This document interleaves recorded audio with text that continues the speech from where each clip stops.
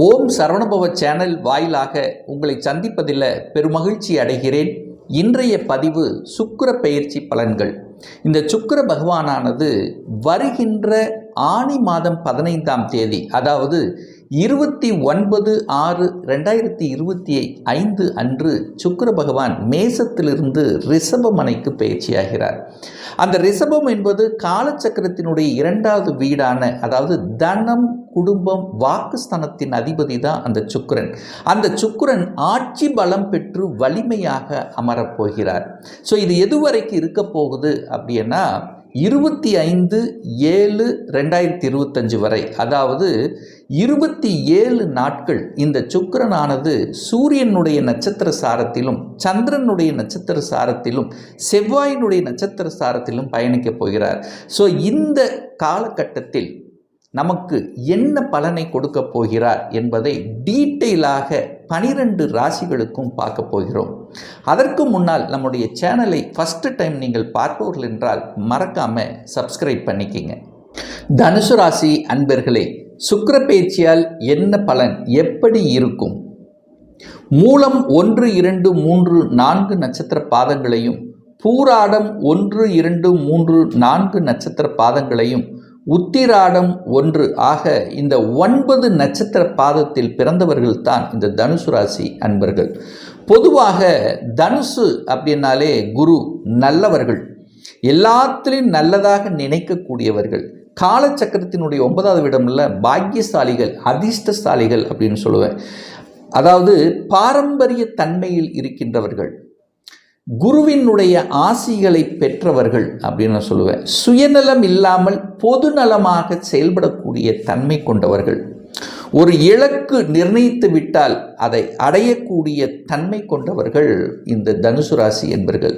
So அப்பேற்பட்ட அந்த தனுசு ராசி அன்பர்களுக்கு அந்த சுக்கிரனுடைய பெயர்ச்சியானது, அதாவது இதுவரைக்கு 5ஆம் இடத்தில் இருந்து வந்த சுக்கிரன் இப்போ 6ஆம் இடத்துல பயிற்சியாகிறார். அந்த சுக்கிரனுங்கிறது யாரு அப்படின்னா இந்த தனுசு ராசி என்பர்களுக்கு 6க்குரியவன், அதே சமயத்தில் லாபத்தை கொடுக்கக்கூடியவனும் அதே சுக்கிரன் தான்.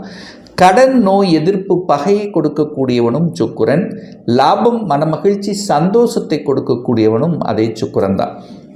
அந்த சுக்கிரன் 6ஆம் இடத்தில் வந்து அமர்ந்து கொண்டு ஆட்சி பலத்தோட வலிமையாக இருக்கார். அப்போது 6ஆம் இடம் என்பது எதிரியை குறிக்கக்கூடிய தன்மை. அந்த எதிரி பலமாக இருக்க போகிறார்னு அர்த்தம்.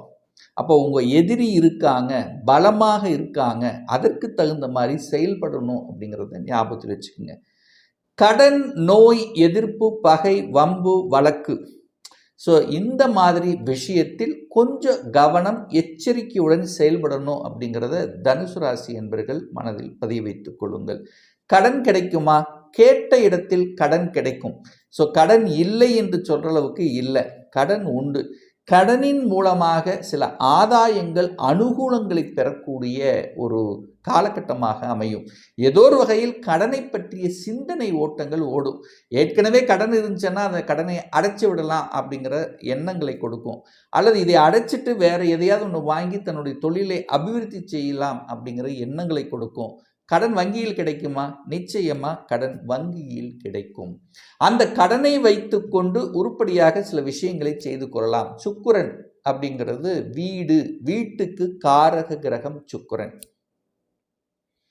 வீடு வாங்கணும்னு ஆசைப்படுறீங்கன்னா நிச்சயமா வீடு வாங்குவதற்கு உண்டான ஒரு காலகட்டம். ஏன்னா சுக்கிரன் வலிமை பெறுகிறது, காரக கிரகம் வலிமை பெறுகிறது அப்படின்னு சொல்லுவேன்.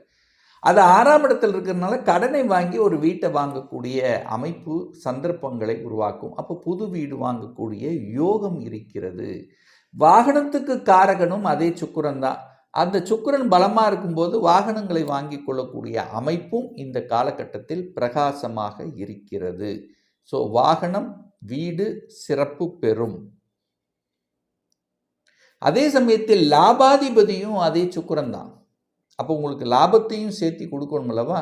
அப்போ தொழிலில் லாபத்தை கொடுக்கக்கூடிய அமைப்பு இந்த காலகட்டம் சிறப்பு பெறுகிறது. ஏன்னா உங்கள் ராசி அதிபதியாக இருக்கக்கூடிய அந்த குரு பகவானும் 11ஆம் இடத்தை பார்க்குறார். அப்போ 11ஆம் இடம் என்பது லாபத்தை கொடுக்கக்கூடிய இடம். அப்போ உங்களுடைய பார்வை எல்லாம் அந்த லாபம் அப்படிங்கிற அமைப்பின் மீது பதிகின்ற காரணத்தால் லாபத்தை அடைவதற்கான அத்தனை முயற்சிகளும் உங்களுக்கு சக்சஸ் கொடுக்கும் அப்படிங்கிறது அமைப்பு.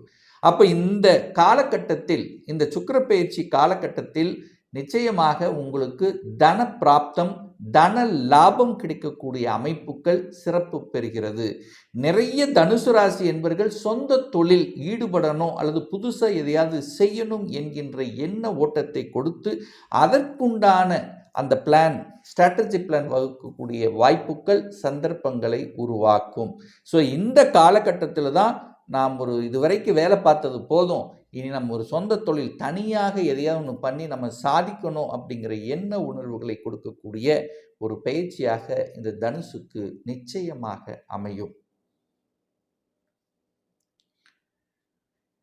அந்த சுக்கிரன் என்கின்ற கிரகமானது யாருடைய நட்சத்திர சாரத்தில் பிரயாணம் பண்ணார் அப்படின்னா, அதாவது இந்த ஜூலை மாதம் 8ஆம் தேதி வரை, அதாவது 29/6/2025 8/7/2025 வரை.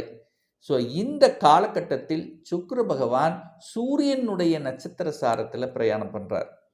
அந்த சூரியன் பார்த்தீங்கன்னா 7ஆம் இடத்துல உட்கார்ந்துருக்கு. அந்த சூரியனுங்கிறது யார்? உங்களுக்கு பாக்யாதிபதி.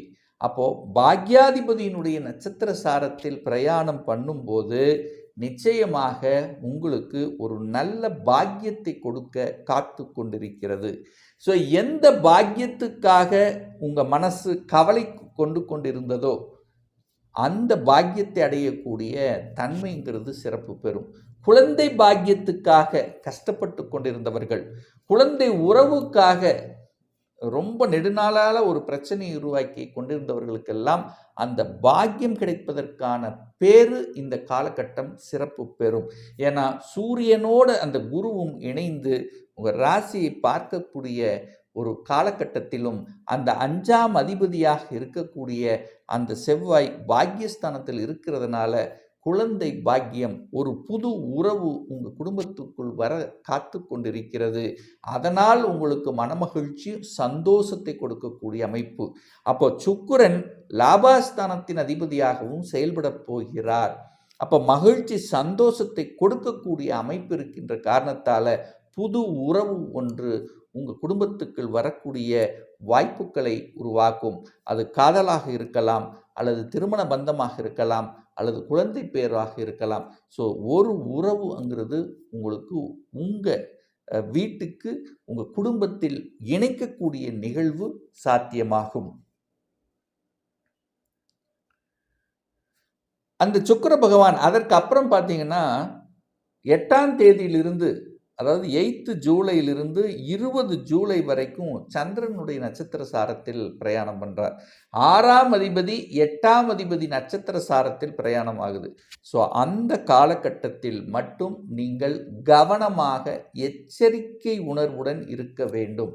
ஸோ 6, 8 இணைகிறது. அப்போது என்ன ஆகும்? 7ஆம் இடத்தை நசுக்குகிறது. அப்போ கணவன் மனைவிக்குள்ள ஒரு அந்யோன்யத்தை உண்டு பண்ணிக்கணும். அந்த காலகட்டத்தில் சண்டை, சச்சரவு இந்த மாதிரியான விஷயத்துக்குள்ளே போயிடக்கூடாது. அதே சமயத்தில் கடன் வளர்க்கும் என்கின்ற அமைப்புனால அந்த காலகட்டத்தில் கடன் வாங்கிறது, அல்லது கடன் சார்ந்த விஷயத்தில் பிரச்சனைக்குள்ளே போய் சிக்கிக்கிறது, இல்லை வம்பு வழக்கு, கோர்ட்டு கேஸ் சம்மந்தப்பட்ட விஷயத்துக்குள்ளே போகிறது, இது எல்லாமே தடை செய்ய வேண்டும். அதாவது நெகட்டிவ் விஷயங்களுக்குள்ளே போகக்கூடாது அந்த காலகட்டத்தில். ஏன்னா சுக்கிரன் 6ஆம் அதிபதியாகவும் சந்திரனுடைய நட்சத்திரத்தில் பிரயாணம் பண்ணும்போது அந்த சந்திரன் 8ஆம் அதிபதியாக வரும்போது 6, 8ங்கும் போது ஒரு வழியை கொடுக்கக்கூடிய அமைப்பு இருக்கிறதுனால அந்த காலகட்டத்தில் கொஞ்சம் கவனமாக இருக்கணும். எங்கள் ஆஃபீஸில் கொஞ்சம் வாக்குவாதங்கள் வரக்கூடிய வாய்ப்புகள், அல்லது உங்கள் பேச்சை கேட்கல அப்படிங்கிறபோது உங்களுக்கு மனசில் ஏதாவது ஒரு வழியை கொடுக்கக்கூடிய தன்மைகள், அல்லது அப்போ வேலையில் பளு இருக்கக்கூடிய அமைப்புகள், இப்படி ஏதாவது ஒரு விதத்தில் ஒரு வழியை கொடுக்கும். ஆனால் அதே சமயத்தில் 6, 8 அப்படிங்கிறது வழியை கொடுத்தாலும் திடீர் அதிர்ஷ்ட வாய்ப்புகளையும் கொடுக்கும். எப்படி கொடுக்கும்? திடீர் டிரான்ஸ்ஃபர் கிடைக்கும், திடீர் ப்ரமோஷன் கிடைக்கக்கூடிய வாய்ப்புகள், வேலை இல்லாதவர்களுக்கு திடீர் வேலை வாய்ப்பு கிடைக்கக்கூடிய அமைப்புகள், அல்லது தன்னுடைய ஊரை விட்டு வெளிநாட்டுக்கு செல்லக்கூடிய வாய்ப்புகள், சந்தர்ப்பங்கள், இப்படி திடீர் ஷேர் மார்க்கெட்டில் திடீர் பணவரவு கிடைக்கக்கூடிய அமைப்புகள். ஸோ இப்படி இந்த மாதிரியான விஷயத்தில் எதிர்பாராத விதத்தில் உங்களுக்கு ஒரு ஜாக்பாட் அல்லது லக்கு கிடைக்கக்கூடிய வாய்ப்புகள், சந்தர்ப்பங்களையும் அமைக்கும் அப்படிங்கிறதையும் நீங்கள் புரிஞ்சுக்கணும். பட் என்ன இருந்தாலும் ஒரு அலர்ட்ங்கிறது அந்த காலகட்டம் முக்கியம். அடுத்ததாக சுக்கிர பகவான் செவ்வாயினுடைய நட்சத்திர சாரத்தில் பிரயாணம் பண்ணுறார். அது எப்போ? ஜூலை மாதம் 20லிருந்து 25 வரைக்கும். ஸோ அந்த இடைப்பட்ட காலத்தில் அந்த செவ்வாய்ங்கிறது தனுசு ராசி என்பவர்களுக்கு 5க்குரியவன், பூர்வ புண்ணியஸ்தானத்தின் அதிபதி, பஞ்சமஸ்தானத்தின் அதிபதியாக இருக்கக்கூடிய அந்த செவ்வாயினுடைய நட்சத்திர சாரத்தில் பிரயாணம் பண்ணும்போது நிச்சயமாக பூர்வீகம் சார்ந்த விஷயங்களில் கரெக்டாக இருந்துக்கிறது நல்லது. சொத்து பிரச்சனை, பாக பிரச்சனை, ஸோ இந்த மாதிரி விஷயத்தில் சண்டை சச்சரவுக்குள்ளே போகாமல் இருப்பது நல்லது. அப்போ ஒரு சுமூகமான உறவுகளை அந்த காலகட்டத்தில் ஏற்படுத்தி கொள்ள வேண்டும். அதே சமயத்தில் செவ்வாயினுடைய துறையில் இருக்கக்கூடியவர்களுக்கு வேலை வாய்ப்பு கிடைக்கும். ஸோ 6 சுக்கிரன் 6ல் இருக்காரா, 6ங்கிறது என்ன? வேலை. அப்போது எங்கே கிடைக்கும்? சீருடை அணிந்து பணியாற்றக்கூடிய அத்தனை துறைகளிலும் ஒரு வளர்ச்சி கொடுக்கக்கூடிய ஒரு காலகட்டமாக அமையும். அதே சமயத்தில் செவ்வாய்ங்கிறது விளையாட்டு துறையிலே ஆர்வம் கிடைக்கும். அந்த விளையாட்டு துறையில் இருக்கின்றவர்கள் அந்த காலகட்டத்தில் ஜொலிக்கக்கூடிய தன்மை இருக்கும். கடனின் மூலமாக நிலம், இடம், விவசாய நிலங்கள் வாங்கக்கூடிய ஆர்வங்கள் அந்த காலகட்டத்தில் மிகுதியாகும். ஸோ ஆக மொத்தம் இந்த சுக்கிர பயிற்சியால் ஒரு வளர்ச்சி, ஒரு மேம்பாடு, தனப்பிராப்தி கொடுக்கக்கூடிய ஒரு அற்புத காலகட்டமாக அமையுங்கிறதுல எந்தவித மாற்று கருத்தும் கிடையாது. இப்போ சொன்னது ஒரு பொதுவான பலன்கள். ஒரு துல்லிய பலன் வேணும் அப்படின்னா உங்களுடைய ஜாதகத்தில் சுக்கிரன் எப்படி இருக்கு, மற்ற கிரகங்கள் எப்படி இருக்கு, வலிமையாக இருக்கா, என்ன ஆதிபத்தியம் பெற்றிருக்கு, எந்தெந்த டிகிரியில் அமர்ந்திருக்கார், இப்போ நடப்பு தசாநாதன், புத்திநாதன், அந்தரநாதன், சூட்சமநாதன், பிராணநாதன் எப்படி இருக்கு, இதை பொறுத்து நீங்கள் கேட்கக்கூடிய எந்த கேள்வியாக இருந்தாலும் சரி, இந்த 2025 சொந்த தொழில் செய்வதற்கான கொடுப்பினை இருக்கா, அப்படி இருக்கக்கூடிய பட்சத்தில் எப்போ நம்ம சொந்த தொழிலை செய்யலாம், எப்போ எனக்கு ப்ரமோஷன் கிடைக்கும், எப்போ எனக்கு இடமாற்றம் கிடைக்கும், திருமணம் தடைப்பட்டு கொண்டே இருக்கிறது, எப்போதான் நமக்கு திருமணம் நடக்கும், இப்போ +2 முடிச்சிட்டேன், எந்த கோர்ஸ் எடுத்து படிப்பது சிறப்பு, எந்த கோர்ஸ் படிக்கக்கூடிய கொடுப்பினை நம்முடைய ஜாதகத்தில் இருக்குது, எந்த படிப்பெடுத்து படித்தா என்னுடைய ஃப்யூச்சர் நன்றாக இருக்கும், எப்போ குழந்தை பாக்கியம் கிடைக்கும், எப்போ நான் வீடு கட்டுவேன்.